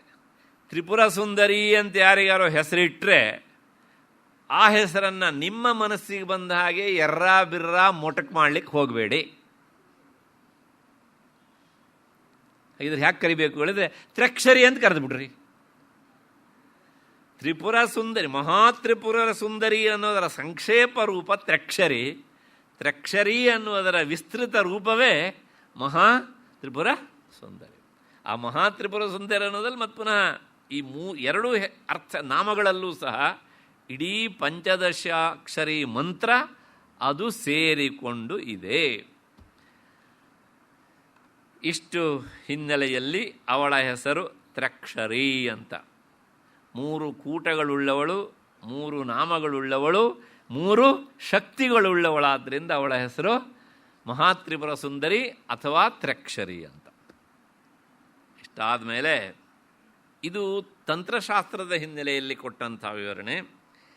ಉಪನಿಷತ್ತಿನ ಹಿನ್ನೆಲೆಯಲ್ಲಿ ಇದಕ್ಕೊಂದು ವಿವರಣೆ ಉಂಟು. ಬೃಹದಾರಣ್ಯಕ ಉಪನಿಷತ್ತು ಹೇಳುತ್ತೆ ತದೇತತ್ರಕ್ಷರಂ ಸತ್ಯಂ ಅಂತ. ಹಾಗಂದರೆ ತದೇತತ್ರಕ್ಷರಂ ಸತ್ಯಂ, ಈ ಪ್ರಪಂಚಕ್ಕೆ ಆಧಾರವಾದಂಥ ಯಾವ ಸತ್ಯವಸ್ತು ಉಂಟೋ ಪರಬ್ರಹ್ಮ ವಸ್ತು, ಅದರ ಇನ್ನೊಂದು ಹೆಸರೇ ತ್ರಕ್ಷರಂ ಅಂತ. ಅದು ನಪುಂಸಕಲಿಂಗ ಆದ್ದರಿಂದ ತ್ರಕ್ಷರಂ. ಆ ಪರಬ್ರಹ್ಮ ಸ್ವರೂಪಿಣಿ ಆದದ್ರಿಂದ ಇಲ್ಲಿ ಸ್ತ್ರೀಲಿಂಗ, ಹಾಗಾಗಿ ತ್ರಕ್ಷರಿ. ಅಲ್ಲಿ ಏನು ಹೇಳಿದಂಗಾಯಿತು ಅಂದರೆ ಆಕೆ ಪರಬ್ರಹ್ಮ ಸ್ವರೂಪಿಣಿ ಅಂತ. ಇದು ಲಲಿತಾ ಸಹಸ್ರನಾಮ ಹೇಳೋದು. ಭಗವತ್ಪಾದ ಸೌಂದರ್ಯ ಲಹರಿಯಲ್ಲಿ ಹೇಳ್ತಾರೆ, ತುರಿಯ ಕಾಪಿತ್ವಂ ದುರಧಿಗಮ ನಿಸ್ಸೀಮ ಮಹಿಮಾ ಮಹಾಮಾಯಾ ವಿಶ್ವಂ ಭ್ರಮಯಸಿ ಪರಬ್ರಹ್ಮ ಮಹಿಷಿ. ಪರಬ್ರಹ್ಮ ವಸ್ತುವಿನ ಅಥವಾ ತತ್ವದ ಮಹಿಷಿ ಅಂದರೆ ಪಟ್ಟದ ಅರಸು ಏನಾಗಬೇಕು ಅಂದರೆ ಪರಬ್ರಹ್ಮ ಸ್ವರೂಪಿಣಿ ಅಂತ. ಹಾಗಾಗಿ ಆ ಪರಬ್ರಹ್ಮ ಸ್ವರೂಪಿಣಿಯ ಇನ್ನೊಂದು ಹೆಸರು ತ್ರಕ್ಷರಿ ಅಂತ. ಅಲ್ಲಿ ನೋಡಿ, ತ್ರಕ್ಷರಿ ಅಂತ ಕರೆದ್ರೆ ಬ್ರಹ್ಮಸ್ವರೂಪಿಣಿ ಅಂತ ಅರ್ಥ. ಇದು ಎರಡನೆಯ ಅರ್ಥ. ಮತ್ತು ದೀಕ್ಷಿತರು ಇದಕ್ಕೊಂದು ವಿವರಣೆಯನ್ನು ಕೊಡ್ತಾರೆ. ನೇರವಾಗಿ ಜಗನ್ಮಾತೆಗೆ ಇಟ್ಟ ಹೆಸರು ಅದು ಅಂತ. ಏನು ಅಂದರೆ ಬಾಲಾ ಶುದ್ಧ ವಿದ್ಯಾ ತ್ರಕ್ಷರಿ. ಬಾಲ ಶುದ್ಧ ವಿದ್ಯಾ ತ್ರಕ್ಷರಿ ಅಂದರೆ ಆ ಬಾಲಾ ತ್ರಿಪುರ ಸುಂದರಿಯ ಇನ್ನೊಂದು ಹೆಸರೇ ತ್ರಕ್ಷರಿ ಅಂತ ಹೇಳಬೇಕು ಅಂತ. ಹೀಗೆ ಆ ಮಂತ್ರದ ಹಿನ್ನೆಲೆಯಲ್ಲಿ ಬಂದಂತಹ ನಾಮ ಇದು. ಹಾಗಾಗಿ ಅವಳ ಹೆಸರು ತ್ರಕ್ಷರಿ ಅಂತ. ಮತ್ತು ಇನ್ನೊಂದು ತ್ರಕ್ಷರಿ ಅನ್ನೋದಕ್ಕೆ ಅರ್ಥ ಬೇರೆ ಬೇರೆನೂ ಉಂಟು. ಏನು ಅಂದರೆ ಹಕಾರ ರಕಾರ ಅನುಸ್ವಾರ ಈಕಾರ ಸೇರಿಸಿದರೆ ತ್ರಕ್ಷರಿ ಅಂತ ಮುಂದೆ ಬರ್ತದೆ. ಅದು ಅಂದರೆ ಅದೊಂದು ಬೀಜಾಕ್ಷರ. ಆ ಬೀಜಾಕ್ಷರದ ರೂಪದಲ್ಲಿ ಇರುವವಳಾದ್ದರಿಂದ ಅವಳ ಹೆಸರು ತ್ರಕ್ಷರಿ ಅಂತ. ಇಷ್ಟು ಹಿನ್ನೆಲೆಯಲ್ಲಿ ಈ ನಾಮದ ಅರ್ಥ ಆಯಿತು ಅಂತ ಅಂದ್ಕೊಂಡು ಮುಂದಿನ ನಾಮಕ್ಕೆ ಹೋಗೋಣ. ದಿವ್ಯಗಂಧಾಢ್ಯ ಅಂತ. ದಿವ್ಯಗಂಧಾಢ್ಯ ಅಂದರೆ ದಿವ್ಯವಾದ ಗಂಧದಿಂದ ಪೂರ್ಣಳಾಗಿರುವವಳು ಅಂತ ಅರ್ಥ. ಅಂದರೆ ಆ ದಿವ್ಯಗಂಧ ಅಂದರೆ ಅತ್ಯಂತ ಉತ್ಕೃಷ್ಟವಾದಂಥ ಸುಗಂಧ. ಅಂತಹ ಸುಗಂಧದಿಂದ ಅವಳು ಪೂರ್ಣಳಾಗಿರುವವಳು, ಹಚ್ಕೊಂಡವಳು ಅಂತ ಅರ್ಥ ಅಲ್ಲ, ಅದರಿಂದ ಪೂರ್ಣಳಾಗಿರುವವಳು. ಅವಳಿಂದ ಪೂರ್ಣಳಾಗಿರೋ ಅಂದರೆ ಸ್ವತಃ ಸಿದ್ಧವಾದದ್ದು ಅವಳಿಗೆ. ನಮ್ಮದು ಹೊರಗಡೆಯಿಂದ ಅಪ್ಲೈ ಮಾಡಿದ್ದು.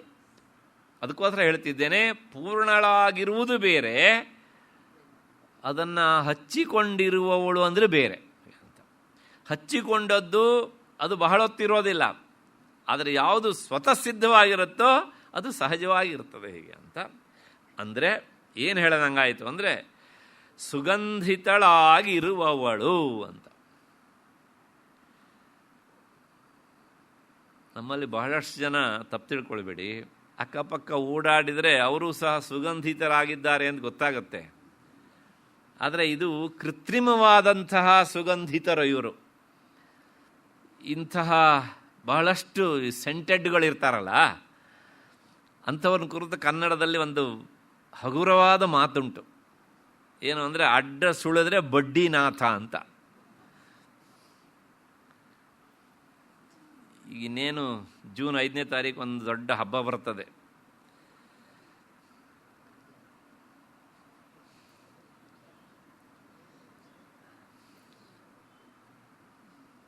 ಅದನ್ನು ಹಾಕ್ಕೊಂಡು ಬಿಟ್ಟರೆ ಗೊತ್ತಾಗ್ತದೆ ನಮಗೆ, ಓಹೋ ಇದು ಈ ದೇಶದ್ದಲ್ಲ, ಇದು ಇವರಿಗೆ ಅಂತಲೇ ಸ್ಪೆಷಲ್ಲಾಗಿ ತಯಾರು ಮಾಡಿದಂಥ ಸುಗಂಧ ದ್ರವ್ಯ ಅಂತ ಅಲ್ವಾ.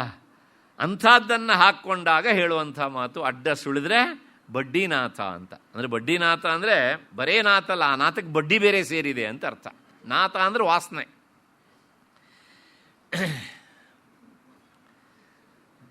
ಈ ಸಂದರ್ಭದಲ್ಲಿ ನನಗೆ ಅವರಿಗೆ ಸಂಬಂಧಪಟ್ಟ ಹಾಗೆ ಒಂದು ಮಾತು ನೆನಪಾಗತ್ತೆ. ನಮ್ಮಲ್ಲಿ ಈ ವಿದ್ಯಾರ್ಥಿ ಜೀವನದಲ್ಲಿರುವಂತಹ ಕೆಲವು ವಿದ್ಯಾರ್ಥಿಗಳು ಮತ್ತು ಎಷ್ಟೋ ಜನ ಸ್ನಾನ ಮಾಡೋದು ಚಿಂತೆ ಇಲ್ಲ, ಸೆಂಟ್ ಹಾಕ್ಕೊಳ್ರಿ, ಯಾಕೆಂದರೆ ಅದು ಸ್ನಾನವನ್ನು ಏನು ಮಾಡುತ್ತೆ, ಮುಚ್ಚಿಬಿಡತ್ತೆ ಅಂತ.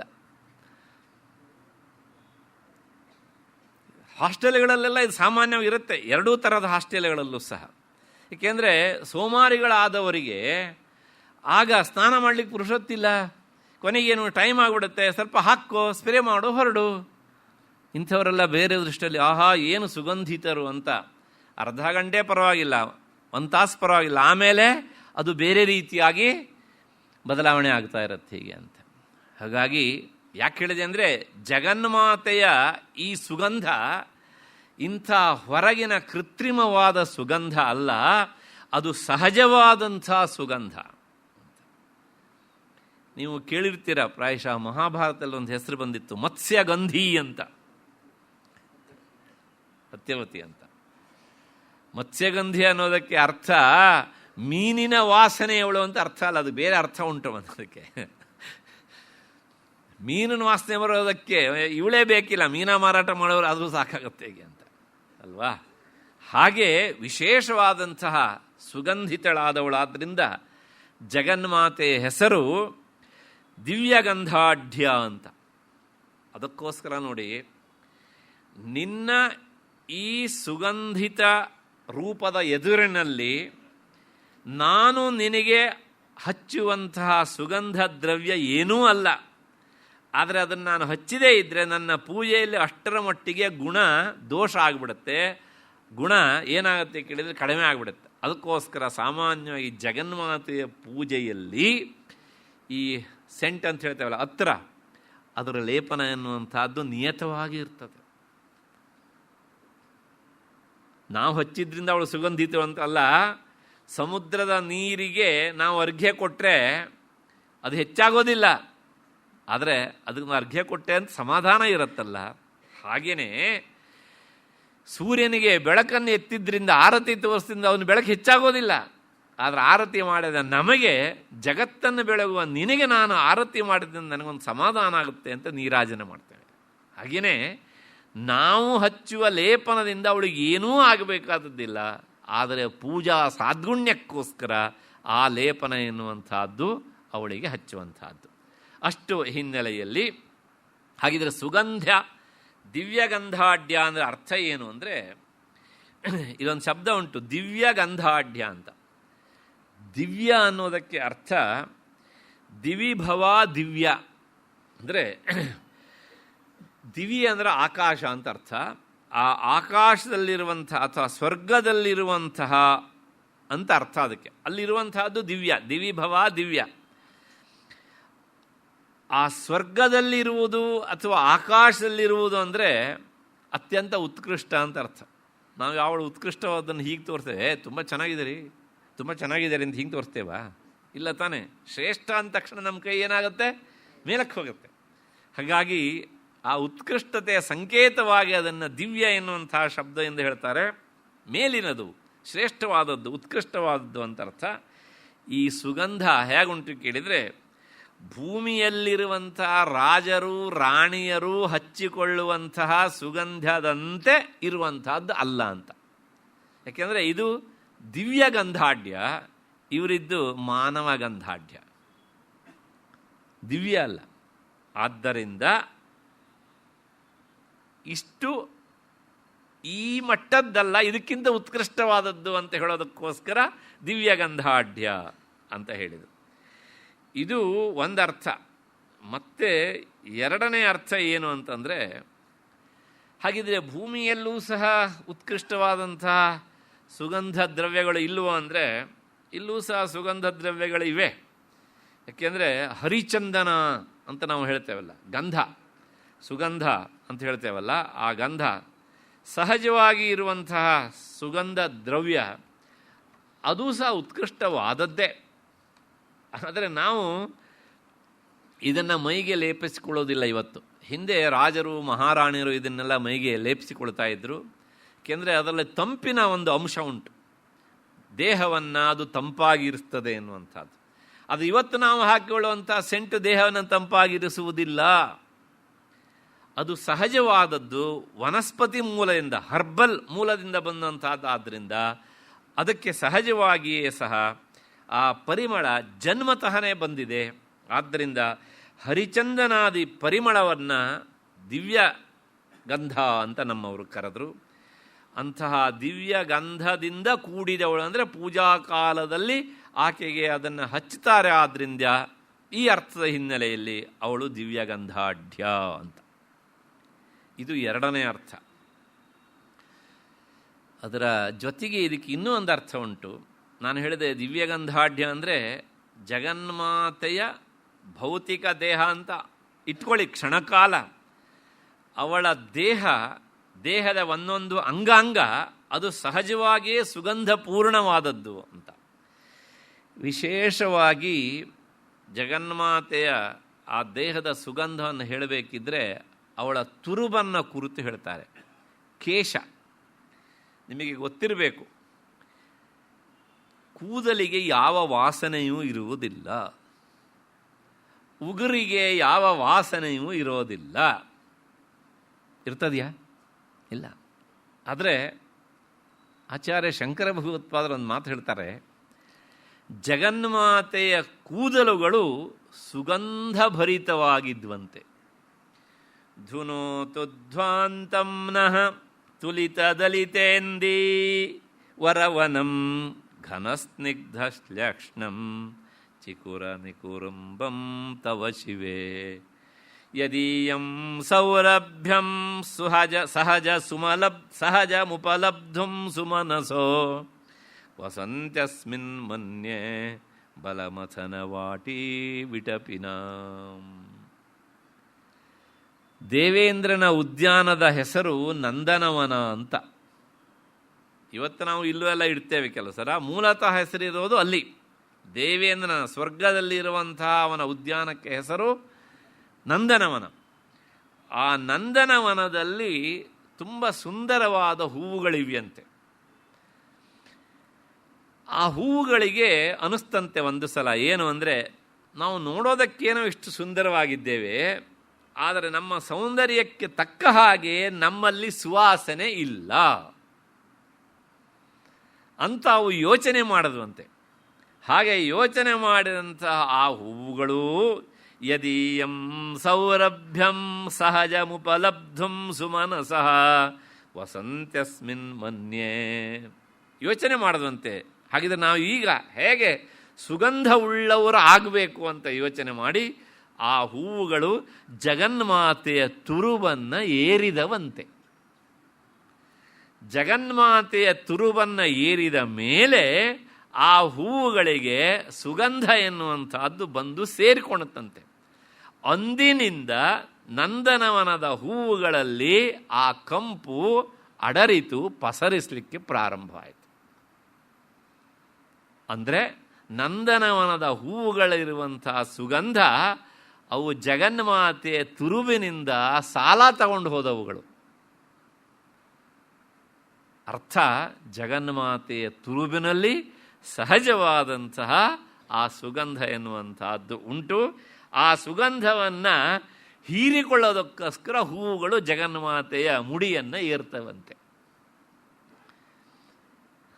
ಎಷ್ಟು ಸುಂದರವಾಗಿದೆ ನೋಡಿ. ಆದರೆ ಇವತ್ತು ನಾವು ಹೂವನ್ನು ಮುಡಿದುಕೊಳ್ಳೋದು ನಮ್ಮ ತುರುಬು ಸುಗಂಧವಾಗಲಿ ಅಂಥೇಳಿ ಅಷ್ಟೇ ವಿರುದ್ಧ. ಹೀಗೆ ಆ ಜಗನ್ಮಾತೆಯ ತುರುವಿನ ಸಹವಾಸದಿಂದ ಆ ಹೂಗಳು ಸುಗಂಧಿತವಾದವು ಅಂತ. ಉಪನಿಷತ್ತು ಹೇಳುತ್ತೆ, ವೇದ ಹೇಳುತ್ತೆ, ಗಂಧದ್ವಾರಾಂದುರಾಧರ್ಷಾಂ ನಿತ್ಯಪುಷ್ಟಾಂಕರೀಷಿಣೀಂ ಅಂತ. ಅದರ ಅರ್ಥ ಏನು ಅಂದರೆ ಸಕಲ ಸುಗಂಧಕ್ಕೂ ಸಹ ಅವಳೇ ದ್ವಾರ ಅಂದರೆ ಕಾರಣಳಾದ್ದರಿಂದ ಅವಳು ದಿವ್ಯಗಂಧಾಢ್ಯಳು ಅಂತ ಅರ್ಥ. ಇದು 3ನೇದು 4ನೇದು ಅರ್ಥ ಹೇಳಿದೆ ನಾನು. ಅದಾದ ಮೇಲೆ ಇನ್ನೊಂದು ಅರ್ಥ ಉಂಟು ಇದಕ್ಕೆ. ಯೋಗಶಾಸ್ತ್ರದ ಹಿನ್ನೆಲೆಯಲ್ಲಿ ಇದಕ್ಕೆ ಒಂದು ಅರ್ಥವನ್ನು ಹೇಳ್ತಾರೆ. ಏನು ಅಂದರೆ ದಿವ್ಯಗಂಧಾಢ್ಯ ಅಂದರೆ ಯೋಗಶಾಸ್ತ್ರದಲ್ಲಿ ನಿಮಗೆ ಗೊತ್ತು, ಪಾತಂಜಲ ಯೋಗ ಸೂತ್ರದಲ್ಲಿ 4 ಪಾದಗಳಿವೆ. ಆ 4ನೆಯ ಪಾದದ ಹೆಸರು ವಿಭೂತಿ ಪಾದ ಅಂತ. ವಿಭೂತಿ ಪಾದ ಅಂದರೆ ಒಬ್ಬ ಯೋಗಿಯಾದವನಿಗೆ ಸಹಜವಾದಂತಹ ಸಿದ್ಧಿಗಳು ಬಂದುಬಿಡ್ತವೆ. ಅಂತಹ ಸಿದ್ಧಿಗಳಲ್ಲಿ ಇದು ಒಂದು ಸಿದ್ಧಿ ಅಂತ. ಏನು ಸಿದ್ಧಿ ಅಂದರೆ ಅಲ್ಲಿರುವ ಸೂತ್ರ ಹೀಗುಂಟು. ಇದು ಯೋಗಶಾಸ್ತ್ರಕ್ಕೆ ಸಂಬಂಧಪಟ್ಟಂಥದ್ದು. ಮತ್ತು ಒಂದೇ ಸಲ ಇದನ್ನು ಸಾಧನೆ ಮಾಡಲಿಕ್ಕೂ ಹೋಗಬಾರದು. ಯಾಕೆಂದರೆ ಸಾಕಷ್ಟು ಪ್ರಶಿಕ್ಷಣ ಬೇಕು. ಒಂದು, ಆ ಪ್ರಶಿಕ್ಷಣಕ್ಕೆ ಮಾರ್ಗದರ್ಶನ ಬೇಕು. 3ನೇದಾಗಿ ಸಾಧನೆ ಬೇಕು. ಆ ಸಾಧನೆಗೆ ಒಳಪಡಿಸ್ಕೊಳ್ಬೇಕಿದ್ರೆ ಸಾಕಷ್ಟು ಇಂದ್ರಿಯಗಳು, ದೇಹಗಳು ಬಲಿಷ್ಠವಾಗಿರಬೇಕು. ಇಳಿ ವಯಸ್ಸಿಗೆ ಬಂದಿರಬಾರದು. ಅಷ್ಟು ಹಿನ್ನೆಲೆಯಲ್ಲಿ ಈ ಎಚ್ಚರಿಕೆಯ ಮಾತನ್ನು ಹೇಳಿದ್ದೇನೆ. ಶ್ರೋತ್ರಾಕಾಶಯೋ ಸಂಬಂಧ ಸಂಯಮಾತ್ ದಿವ್ಯಂ ಶ್ರೋತ್ರಂ. ಇದೊಂದು ಸೂತ್ರ, 43ನೆಯ ಸೂತ್ರ ಆ ವಿಭೂತಿ ಪಾತ್ರದಲ್ಲಿ, ವಿಭೂತಿ ಅಧ್ಯಾಯದಲ್ಲಿ. ಇದರ ಅರ್ಥ ಏನು ಅಂದರೆ ಶ್ರೋತ್ರಾಕಾಶಯೋ ಸಂಬಂಧ ಸಂಯಮಾತ್ ದಿವ್ಯಂ ಶ್ರೋತ್ರಂ ಅಂತ. ಶ್ರೋತ್ರ ಅಂದರೆ ಈ ಶ್ರೋತ್ರೇಂದ್ರಿಯ, ಆಕಾಶ ಅಂದರೆ ಆಕಾಶ. ನಾವು ಶ್ರೋತ್ರೇಂದ್ರಿಯ ಅಂತ ಹೇಳ್ತೇವಲ್ಲ, ಶ್ರೋತ್ರೇಂದ್ರಿಯ ಅಂದರೆ ಕಿವಿ. ಕಿವಿಗೆ ಏನುಂಟು? ಕೇಳಿಸಿಕೊಳ್ಳುವ ಶಕ್ತಿ ಉಂಟು. ಇಂದ್ರಿಯ ಅಂದರೆ ಈ ಹೊರಗಿನ ಈ ಆಕಾರವೇ ಇಂದ್ರಿಯ ಅಲ್ಲ. ಕಣ್ಣು ಅಂದ ತಕ್ಷಣ ಈ ಕಪ್ಪಾದ ಗೋಲ, ಈ ಆಕಾರವೇ ಕಣ್ಣಲ್ಲ. ನೆನ್ಪಿಟ್ಕೊಳ್ಬೇಕು ನಾವು. ಅಂದರೆ ಕಣ್ಣು ಅಂತ ಕರಿತೇವೆ ನಾವು, ಆದರೆ ಇದು ನೇತ್ರ ಇಂದ್ರಿಯ ಅಲ್ಲ, ಹೊರಗಿನ ಗೋಲ ಇದು ಅಷ್ಟೇ. ಹಾಗೇನೆ ಘ್ರಾಣೇಂದ್ರಿಯ ಅಂದ ತಕ್ಷಣ ಈ ಆಕಾರವೇ ಘ್ರಾಣೇಂದ್ರಿಯ ಅಲ್ಲ. ಹಾಗಿದ್ರೆ ಏನು ಅಂದರೆ ಶ್ರೋತ್ರೇಂದ್ರಿಯ ಅಂದರೆ ಆಕಾಶದಲ್ಲಿ ಶಬ್ದ ಅನ್ನೋದು ಯಾವಾಗಲೂ ಇರ್ತದೆ. ಶಬ್ದದ ತವರು ಮನೆ ಆಕಾಶ. ಅದಕ್ಕೋಸ್ಕರ ಶಾಸ್ತ್ರ ಹೇಳುತ್ತದೆ ಶಬ್ದ ಗುಣಕಂ ಆಕಾಶಂ ಅಂತ. ಹಾಗಿದ್ರೆ ಶಬ್ದ ಗಾಳಿಯಿಂದ ಬರೋದಲ್ವ ಅಂದರೆ ಆ ಗಾಳಿಯಲ್ಲಿ ಇದ್ದ ಹಾಗೆ ನಮಗೆ ತೋರ್ತದೆ ಅಷ್ಟೇನೆ. ಆದರೆ ವಾಸ್ತವಿಕವಾಗಿರುವುದೆಲ್ಲಿ? ಅದು ಶಬ್ದದಲ್ಲಿ. ಹಾಗೇನೆ ಈಗ ನೋಡಿ, ಹೊರಗೆ ಆಕಾಶ ಉಂಟು, ಕಿವಿಯ ಒಳಗೂ ಸಹ ಆ ಶಬ್ದ ಇಂದ್ರಿಯ ಅಂದರೆ ಶ್ರೋತ್ರೇಂದ್ರಿಯ ಅಂತ ನಾವು ಏನು ಹೇಳ್ತೇವಲ್ಲ, ಅಲ್ಲಿ ಶ್ರೋತ್ರೇಂದ್ರಿಯ ಶಬ್ದವನ್ನು ಗ್ರಹಿಸುವ ಶಕ್ತಿಯೇ ಶ್ರೋತ್ರೇಂದ್ರಿಯ ಉಂಟು. ಅಂದರೆ ಆ ಇಂದ್ರಿಯ ಬೇರೆ, ಅದನ್ನು ಗ್ರಹಿಸುವ ಶಕ್ತಿ ಬೇರೆ, ಶಬ್ದ ಬೇರೆ. ಮನಸ್ಸಿಗೆ ಬರ್ತಾ ಇದೆ ಅಂತ ಅಂದ್ಕೊಂಡಿದ್ದೇನೆ. ಈ ಶಬ್ದ ಇರೋದು ಆಕಾಶದಲ್ಲಿ, ಅದನ್ನು ಗ್ರಹಿಸುವ ಇಂದ್ರಿಯ ಇರೋದು ಇಲ್ಲಿ ಶ್ರೋತ್ರೇಂದ್ರಿಯದಲ್ಲಿ. ಇದು ಎರಡನ್ನೂ ಸಹ ಸಂಯಮನ ಮಾಡಬೇಕಂತೆ. ಸಂಯಮನ ಅಂದರೆ ಬೇಕಾದಾಗ ಮಾತ್ರ ಕೇಳಬೇಕು, ಬೇಡದಿದ್ದ ಕೇಳಬಾರದು. ಕಾಟನ್ ಇಟ್ಕೊಂಡು ಅವಾಯ್ಡ್ ಮಾಡೋದಲ್ಲ, ಅಥವಾ ಹೀಗೆ ಮುಚ್ಕೊಂಡು ಅವಾಯ್ಡ್ ಮಾಡೋದಲ್ಲ. ಸಹಜವಾಗಿ ಅವನ ಮನಸ್ಸಿನ ಸಂಕಲ್ಪ, ಈಗ ನನಗೆ ಶಬ್ದ ಕೇಳಿಸಬಾರದು, ಕೇಳಿಸಬಾರದು, ಕೇಳಿಸಬೇಕು. This is called ಸಂಯಮನ.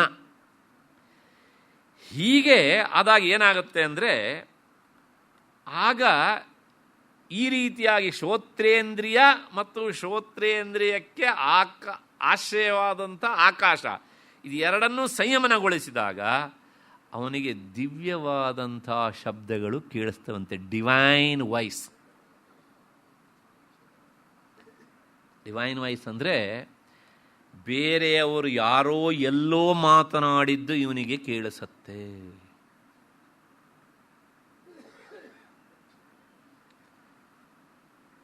ಆಕಾಶದಲ್ಲಿ ಸಂಚರಿಸುವವರು ಮಾತನಾಡಿದ್ದು ಕೇಳಿಸತ್ತೆ. ಇದು ಆ ಶ್ರೋತ್ರೇಂದ್ರಿಯ ಮತ್ತು ಆಕಾಶವನ್ನು ಸಂಯಮನಗೊಳಿಸಿದಾಗ ಆಗುವ ಯೋಗಶಾಸ್ತ್ರದ ವಿಭೂತಿಗಳಲ್ಲಿ ಒಂದು. ಮಧ್ಯದಲ್ಲಿ ಒಂದು ವಿಚಾರ ಹೇಳಿಬಿಡ್ತೇನೆ.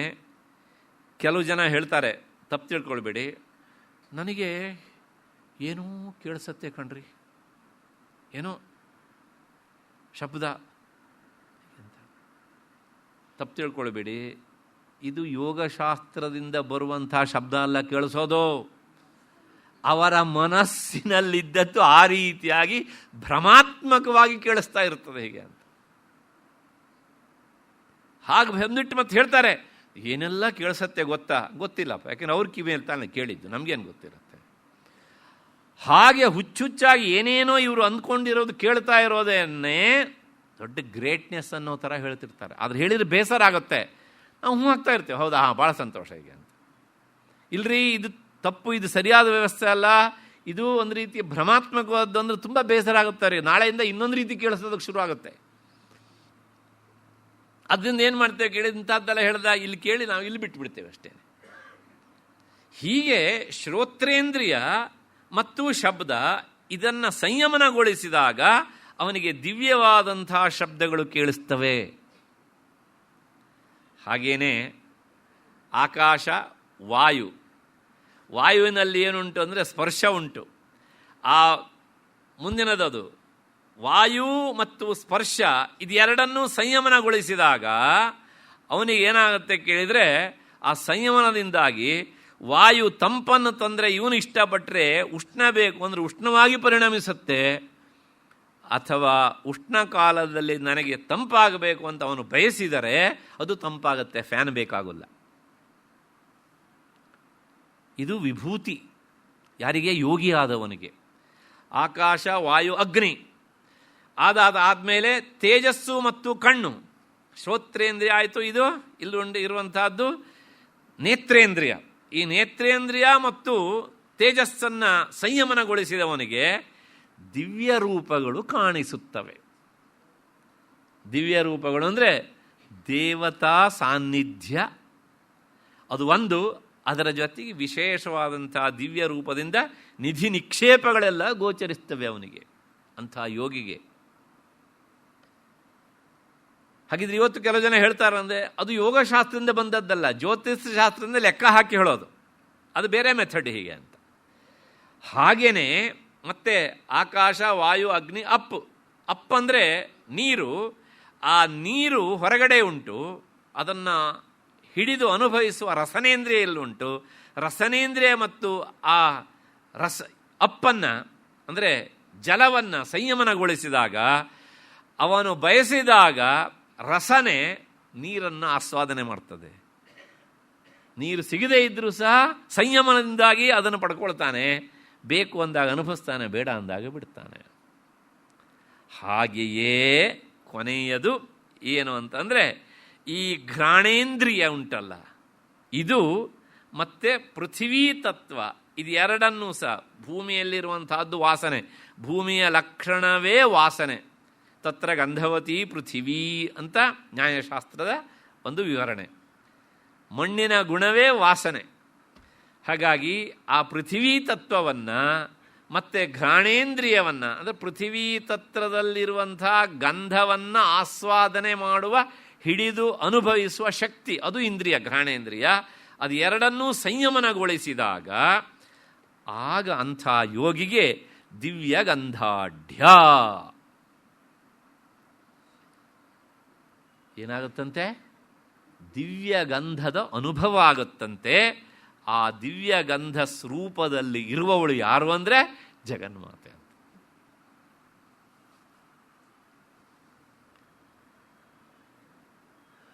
ಒಂದು ನಡೆದ ಘಟನೆಯನ್ನು ನಾನು ನೆನಪಿಸಿಕೊಂಡು ಹೇಳ್ತಾ ಇದ್ದೇನೆ.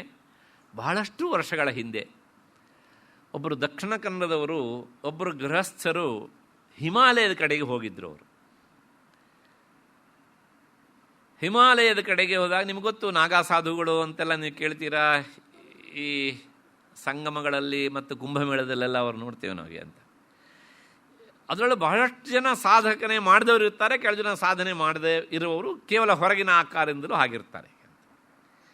ಇವರು ಅಲ್ಲಿಗೆ ಹೋದಾಗ ಏನಾಯಿತು ಕೇಳಿದರೆ, ಏನೋ ಅಂದ್ಕೊಂಡು ಹೋಗಿದ್ದಾರೆ, ಏನೋ ಆಗ್ಬಿಡ್ತು ಹೀಗೆ ಅಂತ. ಕೊನೆಗೆ ಇವರು ಎಲ್ಲಿಗೆ ಹೋಗಬೇಕು ಅಂದ್ಕೊಂಡಿದ್ರು ಅಲ್ಲಿಗೆ ಹೋಗ್ಲಿಕ್ಕೆ ಆಗಲಿಲ್ಲ. ದಾರಿಯಲ್ಲಿ ಆಹಾರ ಇಲ್ಲ, ಅದರ ಜೊತೆಗೆ ಸ್ನಾನಾದಿಗಳು ಇಲ್ಲ. ತುಂಬ ವರ್ಷದ ಹಿಂದೆ ಆದದ್ದು ಇದು, ಇವತ್ತಿನಷ್ಟು ಸೌಲಭ್ಯಗಳಿಲ್ಲ. ಕೊನೆಗೆ ಅಲ್ಲೊಂದು ಕೆರೆ, ಆ ಕೆರೆಯ ದಂಡೆಯ ಮೇಲೆ ಇವರು ಕುಳಿತಿದ್ರಂತೆ. ಕುಳಿತಾಗ ಇನ್ನು ಏನು ಮಾಡೋದಪ್ಪ ಅಂಥೇಳಿ ಕೈ ಚೆಲ್ಲಿ ಕುಳಿತಿದ್ದಾರೆ. ಕೊನೆಗೆ ಹಾಗೇನೆ ಆಯಾಸದಿಂದಾಗಿ ಒಂದು ರೀತಿ ಮೂರ್ಛಾ ಸ್ಥಿತಿಗೆ ಹೋಗಿಬಿಟ್ಟಿದ್ದಾರೆ. ಹಾಗೆ ಹೋದಾಗ ಅದೇ ಕೆರೆಗೆ ಒಬ್ಬ ಸಾಧು ಬಂದಿದ್ದಾನೆ. ಅವನು ಮಹಾಯೋಗಿ. ಅದೃಷ್ಟವಶಾತ್ ಬಂದವರು ಇವನನ್ನು ನೋಡಿದ್ದಾರೆ. ಆ ದಿವ್ಯಗಂಧಾಢ್ಯ ಅಂತ ಹೇಳ್ತೇವಲ್ಲ, ಅವರು ಏನನ್ನ ಬಯಸಿದರೂ ಸಹ ಅವರಿಗೆ ದಿವ್ಯಗಂಧಾಢ್ಯ ಆಗತ್ತೆ. ಇವರ ಪರಿಸ್ಥಿತಿಯನ್ನು ನೋಡಿ ಇವರೊಂಥರ ಅರ್ಧಂಬರ್ಧ ಸ್ಥಿತಿಯಲ್ಲಿ ಇದ್ದೇನೆ ತಾನು ಅಂತ ಬರ್ಕೊಳ್ತಾರೆ. ಇಂಥ ಸ್ಥಿತಿಯಲ್ಲಿ ಯಾರೋ ನನ್ನ ಹತ್ರ ಬಂದಿದ್ದಾರೆ ಅಂತ ಅಷ್ಟು ಗೊತ್ತಾಗ್ತಾ ಇತ್ತು ನನಗೆ. ಆದರೆ ಒಂದು ರೀತಿಯ ಕನಸೋ ಎಚ್ಚರೋ ಇದು ಯಾವುದೂ ಗೊತ್ತಾಗದೇ ಇರುವಂಥ ಸ್ಥಿತಿಯಲ್ಲಿ ಒಬ್ಬ ಸಾಧು ಬಾಬಾ ಅವನು ಬಂದ. ನೋಡ್ದ ಅವನನ್ನು, ಹೋಗಿ ಹೋಗಿ ವಿಚಾರ ಮಾಡದೆ ಇಲ್ಲಿಗೆ ಬಂದಿದೆಯಲ್ಲ, ಬುದ್ಧಿ ಬೇಡವ ನಿನಗೆ ಅಂತ ಏನೋ ನನ್ನನ್ನು ಕುರಿತು ಬೈದ. ಕೊನೆಗೆ ಹೇಳು ಅಂತ ಹೇಳಿದ. ಆದರೆ ಹೇಳಲಿಕ್ಕಾಗಲಿಲ್ಲ ನನಗೆ. ತಕ್ಷಣ ಪಕ್ಕದಲ್ಲಿರುವಂಥ ಒಂದು ಗಿಡದ ಟೊಂಗೆಯನ್ನು ತನ್ನ ಮೂಗಿಗೆ ಹಿಡಿದು ನನ್ನ ಮೂಗಿಗೆ ಹೀಗೆ ಬಡ್ದ. ಅಷ್ಟೇ. ಹಾಗೆ ಬಡದಂಥ ಗಿಡದ ಚಿಗುರು ಇತ್ತಲ್ಲ, ಅಂತಹ ಸುಗಂಧವನ್ನು ನಾನು ನನ್ನ ಜೀವನದಲ್ಲಿ ಅನುಭವಿಸಲಿಲ್ಲ ಅಂತ ಬರೀತಾರೆ ಅವರು. ಯೋಗಿಯಾದವನು ಇಂಥ ದಿವ್ಯಗಂಧಾಢ್ಯ ಅಂದರೆ ಇಂಥ ದಿವ್ಯಗಂಧವನ್ನು ಆತ ಅನುಭವಿಸ್ತಾನೆ. ಯಾಕೆಂದರೆ ಅವನಿಗೆ ಉಂಟಾಗ್ತದೆ ಜಗನ್ಮಾತೆಯ ಈ ಯೋಗ ಸಾಧನೆಯ ಅನುಗ್ರಹದಿಂದ ಹಿನ್ನೆಲೆಯಲ್ಲಾಗಿ. ಮತ್ತೆ ಅವನು ಇನ್ನೊಬ್ಬರಿಗೆ ಅದನ್ನು ತಾತ್ಕಾಲಿಕವಾಗಿ ಕೊಡಬಲ್ಲ ಅಂತ. ಇಂಥ ಸಾಧನೆಯಿಂದ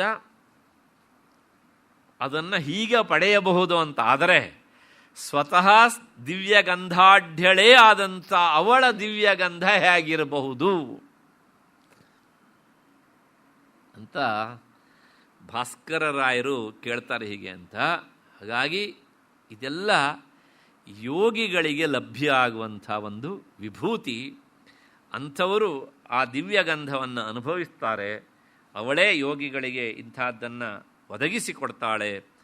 ಆದ್ದರಿಂದ ಜಗನ್ಮಾತೆ ದಿವ್ಯಗಂಧಾಢ್ಯಳು ಅಂದರೆ ದಿವ್ಯಗಂಧಾಢ್ಯ ಸ್ವರೂಪಳು ಎನ್ನುವಂಥ ಮಾತಿನ ಹಿನ್ನೆಲೆಯಲ್ಲಿ ಭಾಸ್ಕರರಾಯರ ವಿವರಣೆಯನ್ನು ಇಲ್ಲಿಗೆ ನಿಲ್ಲಿಸ್ಕೊಳ್ಳೋಣ. ಮತ್ತು ವೈದ್ಯನಾಥ ದೀಕ್ಷಿತರು ಹೇಳ್ತಾರೆ, ಭಗವತ್ಪಾದರು ಆಕೆಯ ತುರುಬು ಸುಗಂಧದಿಂದ ಕೂಡಿದೆ ಅಂತ ಹೇಳಿದ್ದನ್ನು ಹೇಳಿದೆ. ಅದಾದಮೇಲೆ ಯೋಗಿಗಳು ತಮ್ಮ ಯೋಗ ಸಾಧನೆಯಿಂದ ದಿವ್ಯಗಂಧವನ್ನು ಪಡೀತಾರೆ ಅಂತ ಹೇಳಿದೆ. ಮತ್ತು ಇವರು ಹೇಳ್ತಾರೆ ವೈದ್ಯನಾಥ ದೀಕ್ಷಿತರು, ಜಗನ್ಮಾತೆಯ ಸರ್ವಾಂಗಗಳು ಸ್ವಾಭಾವಿಕವಾಗಿಯೇ ದಿವ್ಯಗಂಧದಿಂದ ಕೂಡಿವೆ. ಅಲ್ಲಿ ಯಾವುದೂ ಸಹ ಕೃತ್ರಿಮವಾದದ್ದಲ್ಲ, ಆರ್ಟಿಫಿಷಿಯಲ್ ಆದದ್ದಲ್ಲ. ಹೀಗೆ ಆ ಉತ್ಕೃಷ್ಟವಾದಂಥ ಪರಿಮಳದಿಂದ ಕೂಡಿದವುಗಳಾದ್ದರಿಂದ ಅವಳ ಅಂಗಾಂಗಗಳು ಆಕೆ ದಿವ್ಯಗಂಧಾಢ್ಯಳು ಎನ್ನುವಂಥ ಮಾತನ್ನು ಅವರು ಹೇಳ್ತಾರೆ. ಇಲ್ಲಿಗೆ ಈ ನಾಮದ ವಿವರಣೆ ಆಯಿತು ಅಂದ್ಕೊಂಡು ಮತ್ತೆ ಮುಂದಿನ ನಾಮಕ್ಕೆ ಹೋಗೋಣ.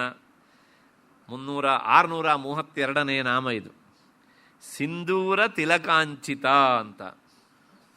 ತುಂಬ ವಿವರಣೆಯನ್ನು ಬಯಸುವಂಥ ನಾಮ. ಎಷ್ಟು ಸಾಧ್ಯವೋ ಅಷ್ಟನ್ನು ಹೇಳಿ ನಿಲ್ಲಿಸ್ತೇನೆ, ಮಿಕ್ಕಿದ್ದನ್ನು ನಾಳೆ ದಿವಸ ನೋಡೋಣ. ನಮಗೆ ಈ ನಾಮವನ್ನು ಕೇಳಿದಾಗ ಒಂದಿಷ್ಟು ಅರೆಬರೆ ಅರ್ಥ ಆಗ್ತದೆ.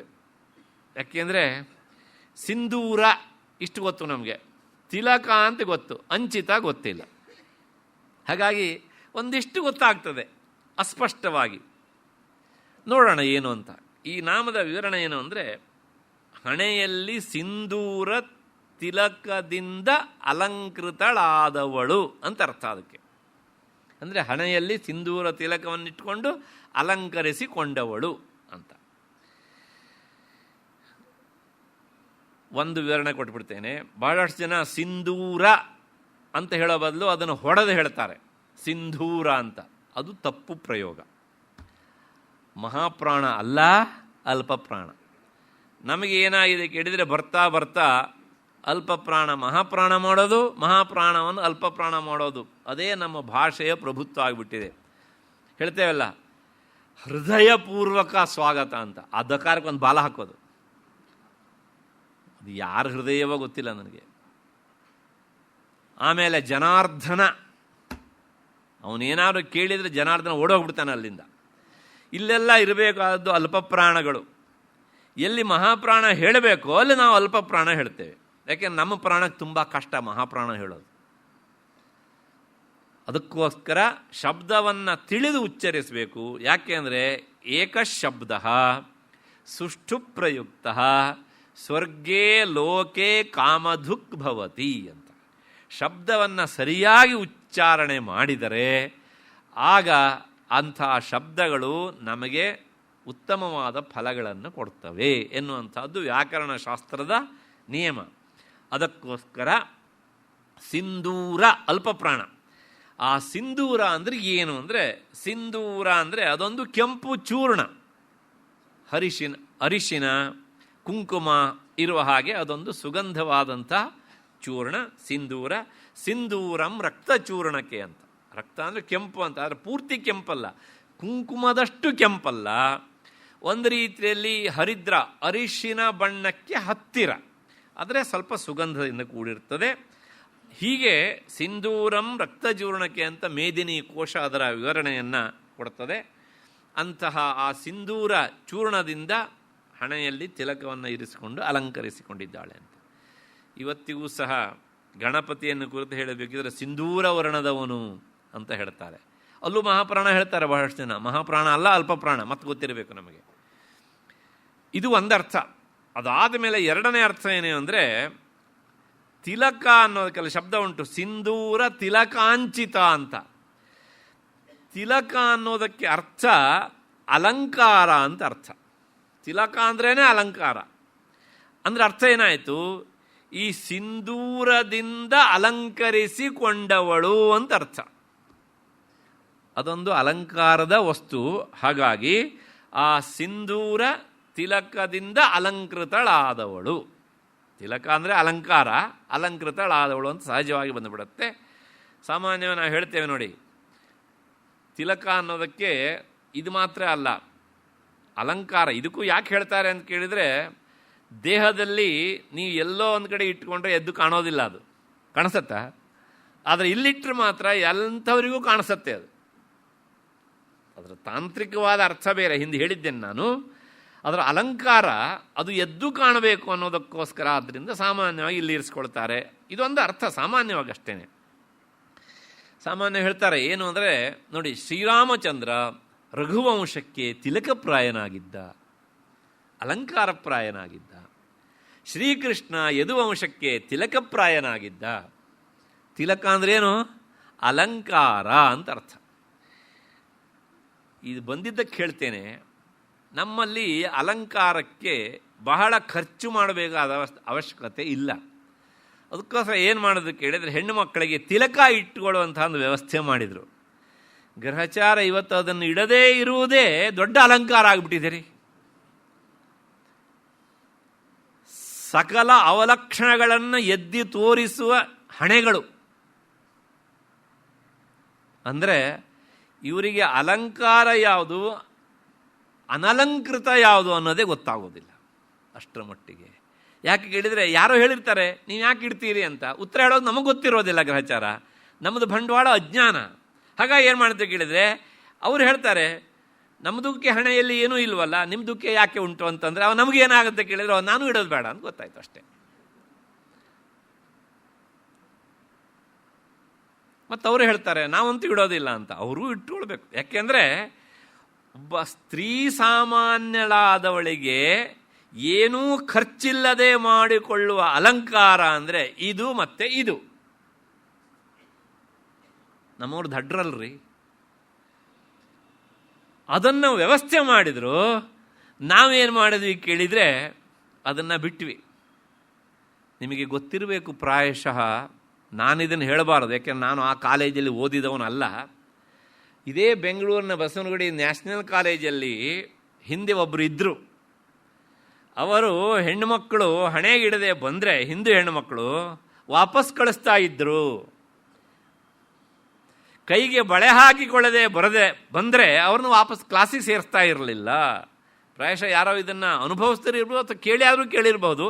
ಅನುಭವಿಸದೇ ಇದ್ದರೆ, ಕೇಳದೇ ಇದ್ದರೆ ಈಗ ಕೇಳಿದ್ದೇನೆ ಅಂತ ಅಂದ್ಕೊಳ್ಳಿ.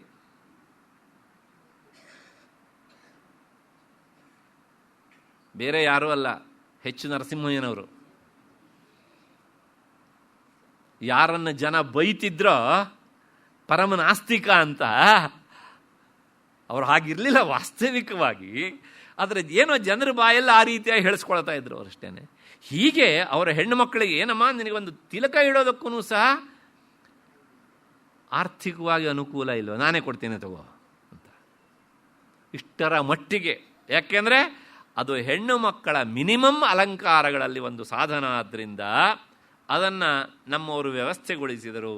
ಹಾಗಾಗಿ ನಮ್ಮವರು ಅದನ್ನು ಆಚರಣೆಯಲ್ಲಿ ಇಟ್ಕೊಂಡಿದ್ರು. ಇವತ್ತು ಪೂರ್ತಿ ಬಿಟ್ಟಿದ್ದೇವೆ. ಹಾಗಾಗಿ ಮತ್ತೆ ಆ ತಿಲಕ ಅನ್ನೋದಕ್ಕೆ ನಾವು ಏನು ಮಾಡಿದ್ದೇವೆ ಅಂದರೆ ಬೇರೆ ಬೇರೆ ಬೇರೆ ಬೇರೆ ರೀತಿಯಾದಂಥ ಅರ್ಥಗಳನ್ನೆಲ್ಲ ಕಲ್ಪಿಸಿಕೊಂಡಿದ್ದೇವೆ. ಹೀಗೆ ತಿಲಕ ಅಂದ್ರೇ ಅಲಂಕಾರ, ಭೂಷಣ ಅಂತ ಅರ್ಥ. ಅಂತಹ ಸಿಂಧೂರದಿಂದ ಅಲಂಕೃತಳಾದ್ದರಿಂದ ಜಗನ್ಮಾತೆ ಹೆಸರು ಸಿಂಧೂರ ತಿಲಕಾಂಚಿತ ಅಂತ. ಇದು ಒಂದು ಅರ್ಥ. ಇನ್ನೂ 3-4 ಅರ್ಥ ಹೇಳಬೇಕು. ನಾಳೆ 6:30 ಸೇರಿದಾಗ ಮತ್ತೆ ಇದ್ರ ಬಗ್ಗೆ ವಿಚಾರ ಮಾಡೋಣ. ಅಲ್ಲಿವರೆಗೆ ನಿಮಗೆಲ್ಲ ನಮಸ್ಕಾರ ಮತ್ತು ಕೃತಜ್ಞತೆಗಳು.